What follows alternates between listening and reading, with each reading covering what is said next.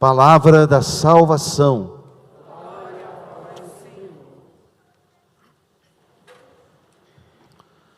Queridos irmãos e queridas irmãs, a liturgia da igreja nesse 16º domingo do tempo comum caminha para a metade do ano litúrgico. São 34 domingos, já vamos para a última semana agora do tempo litúrgico.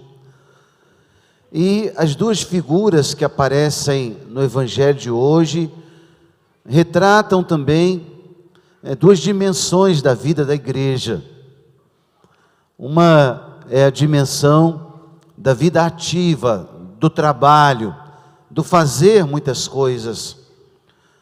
A outra é a dimensão da contemplação, da mística, da oração. Marta e Maria, duas irmãs. Faltou no Evangelho de hoje, não foi aqui citado, o irmão Lázaro. Nessa casa, lá em Betânia, Jesus costumava hospedar-se. Ele saía lá da Galileia, subia para a Judéia, e pertinho de Jerusalém, poucos quilômetros, essa aldeia chamada Betânia, uma casa onde Jesus se sentia à vontade, uma casa onde ele se sentia em casa, uma casa de amigos. Como é bom ter amigos, né?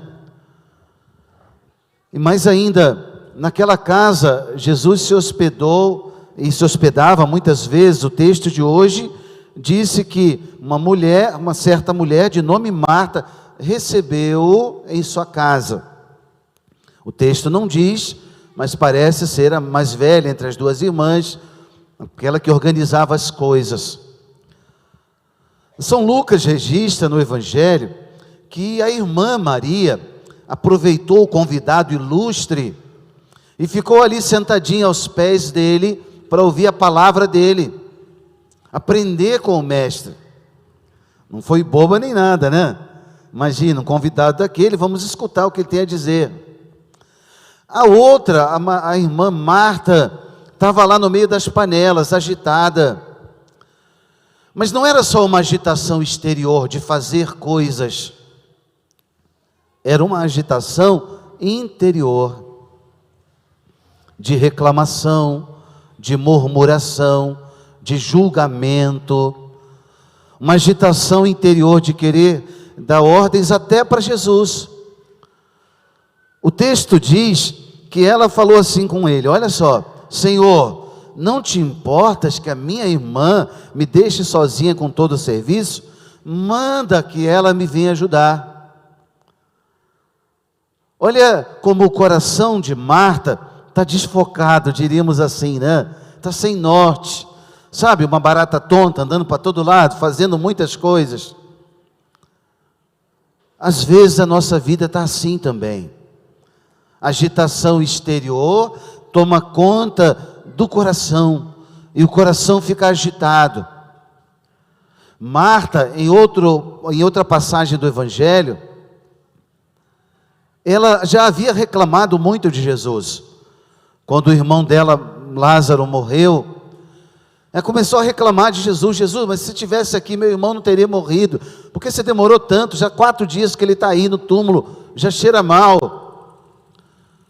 Ou seja, Marta é essa mulher de temperamento forte, uma personalidade ali que se faz presente, domina o espaço.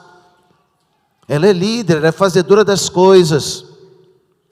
Ali, Marta é uma mulher que, a partir do seu temperamento, trilhou o caminho de Jesus e se tornou santa. É Santa Marta. Podíamos até dizer, a santa da reclamação, né? O que eu quero dizer com isso? Eu quero dizer que cada um aqui vai se identificar um pouco mais com Marta ou mais com Maria. Uma pessoa mais agitada e outra mais parada, que precisa se agitar. Aquela que é mais agitada precisa colocar o pé no freio, mas aquela que é mais parada tem que acelerar o carro, senão não anda. Não é assim? A gente fala, nossa, mas essa pessoa não se mexe, né? Está parada no mesmo lugar, tantas coisas para fazer. Ou seja, traços de personalidades, temperamentos diferentes, na mesma casa, irmãs. Por que eu estou acentuando isso? Para dizer uma coisa para você, escuta, ei, se você é mais Marta, você não precisa ficar se comparando com a Maria. E se você é mais Maria, não precisa ficar se comparando com a Marta. Joga fora essa régua de comparação.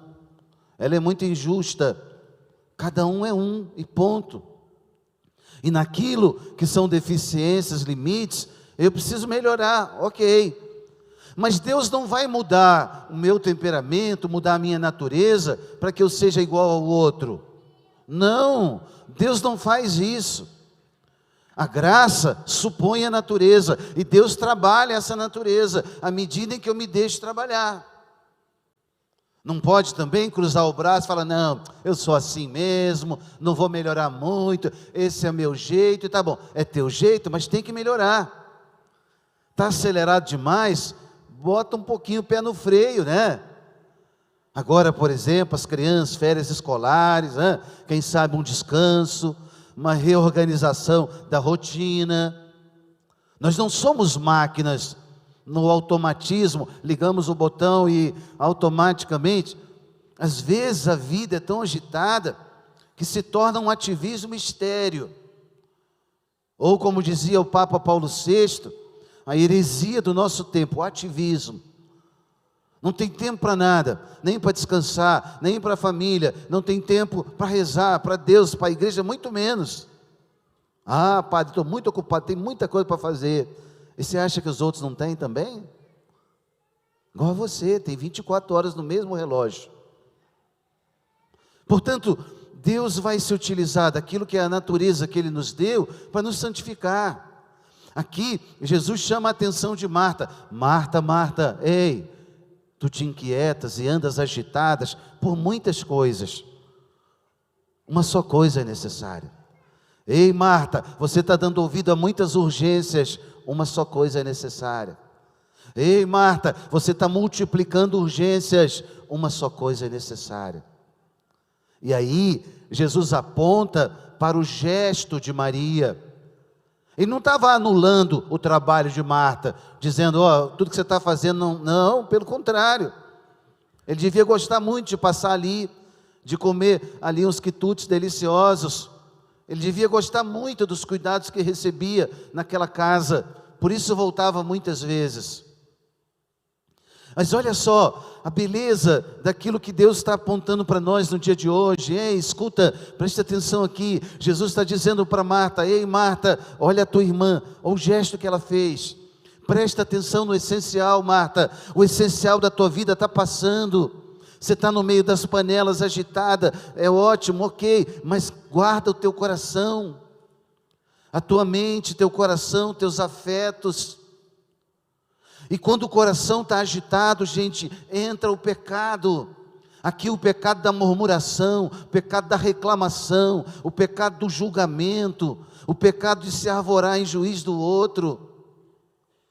É o pecado da agitação do coração. Olha como Jesus vai corrigindo. Marta, olha para o essencial, olha para a tua irmã, está aqui aos meus pés ouvindo a palavra. E aqui eu abro um parênteses, o padre Marcelo está lá no confessionário, estamos falando de pecado, né? Uma hora boa, ele acabou de chegar da outra missa, está ali, tá bom? Quem precisar se confessar, vai devagarinho lá, faz uma fila e a gente vai acompanhando daqui. Mas olha só, a beleza daquilo que Jesus está apontando para Marta. Marta, olha para o essencial, Marta. Você está se perdendo muito na agitação do dia a dia. Meus irmãos, quantos de nós têm se perdido assim também, no meio da sociedade, às vezes numa preguiça agitada, sabe? De fazer muitas coisas, mas sem direção, sem foco, sem meta, sem saber para onde está indo. O que eu quero dizer com isso? Padre, que não entendi, eu explico de novo.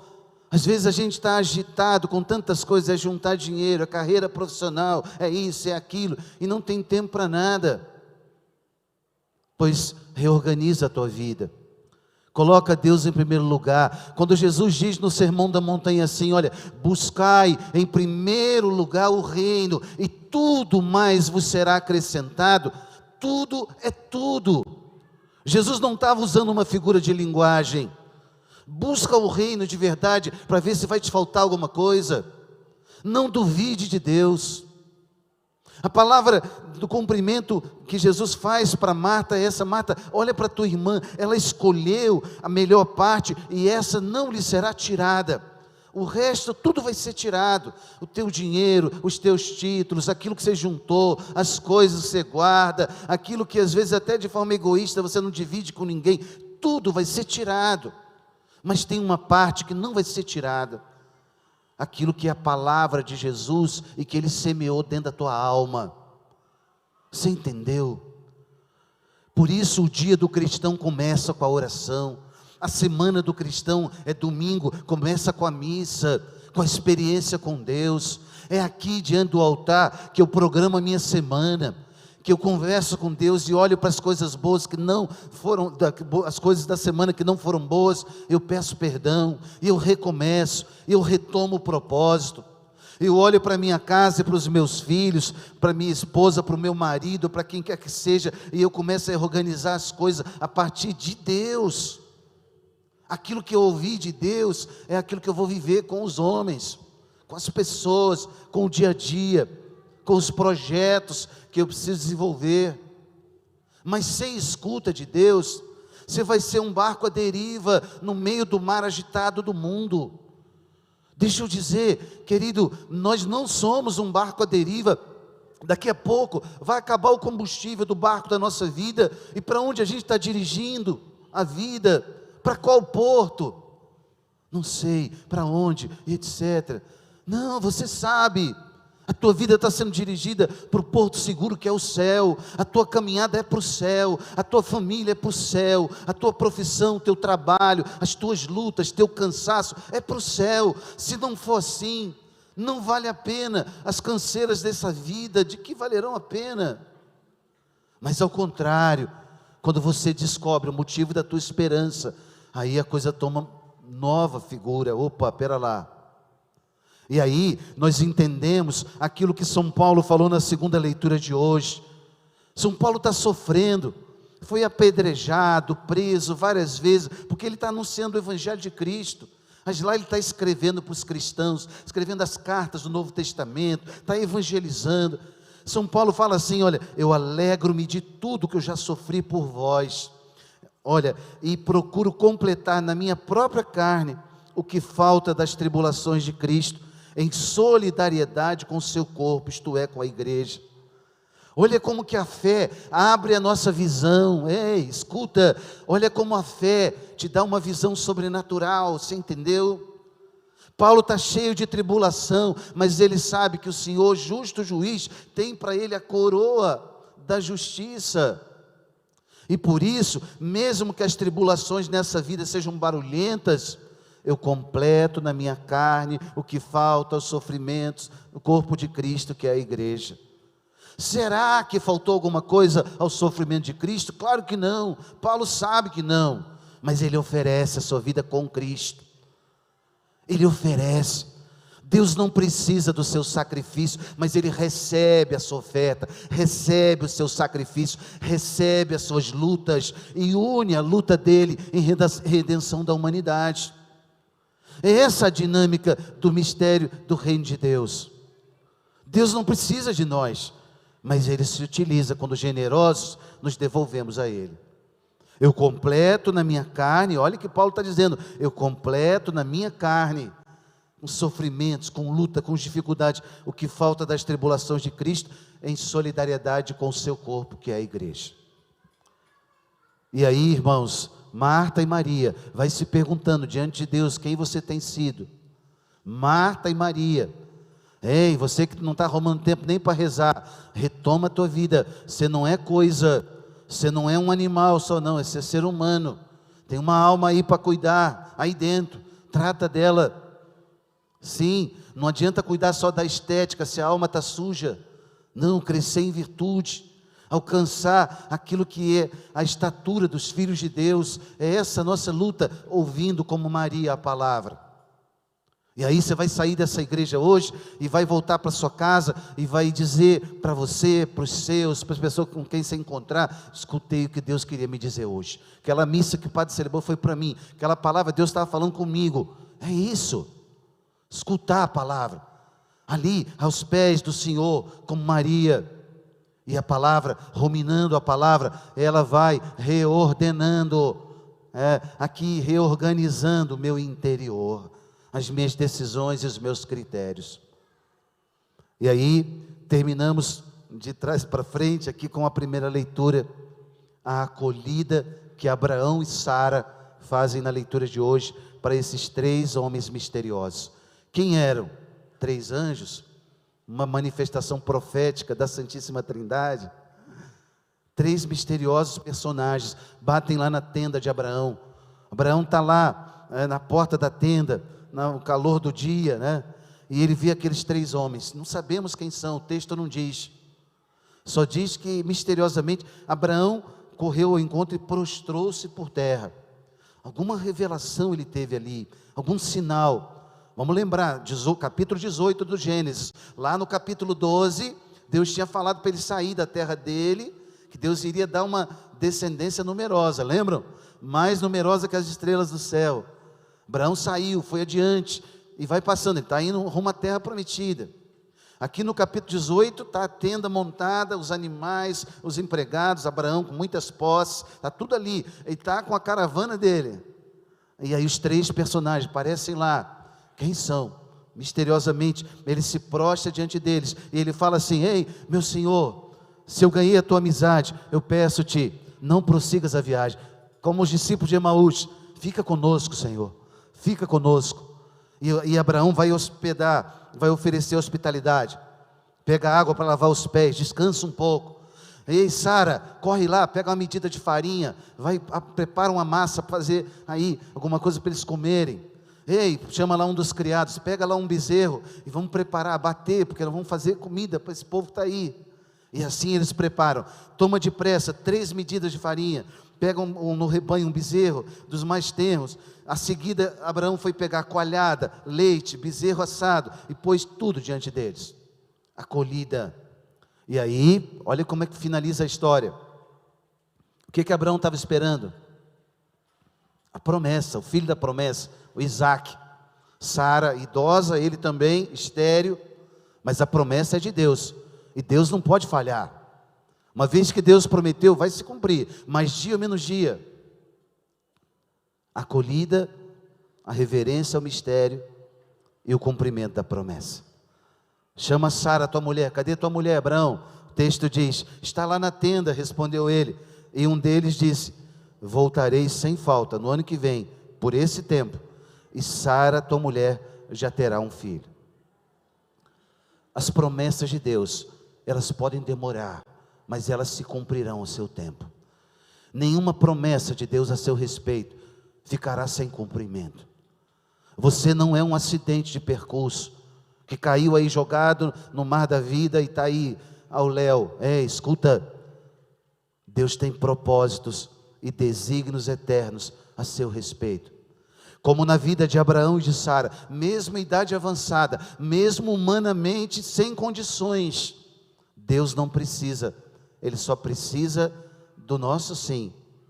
O poder é dele, a hora, o tempo é dele, porque Ele é o dono de todo o universo.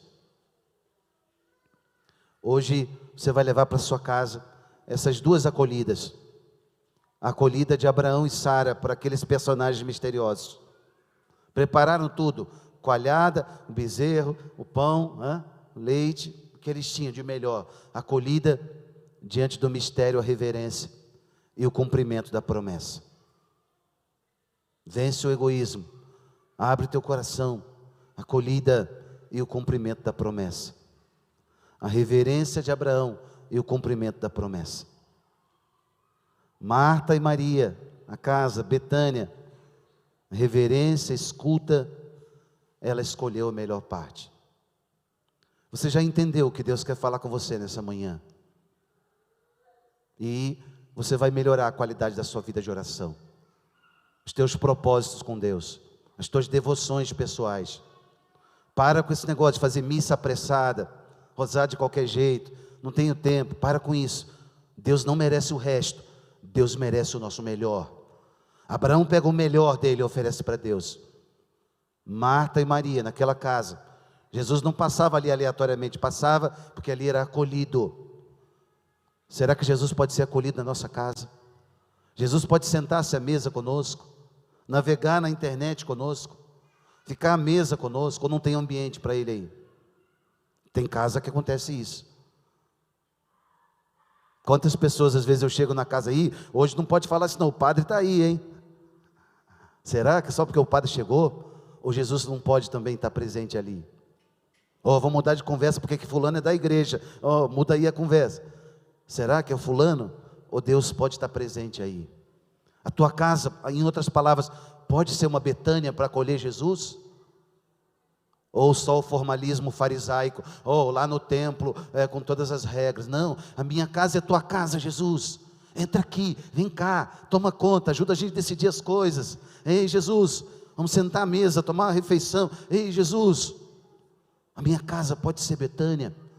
Pergunte-se isso hoje. A palavra está revelando para nós, acolhida, palavra-chave da liturgia de hoje.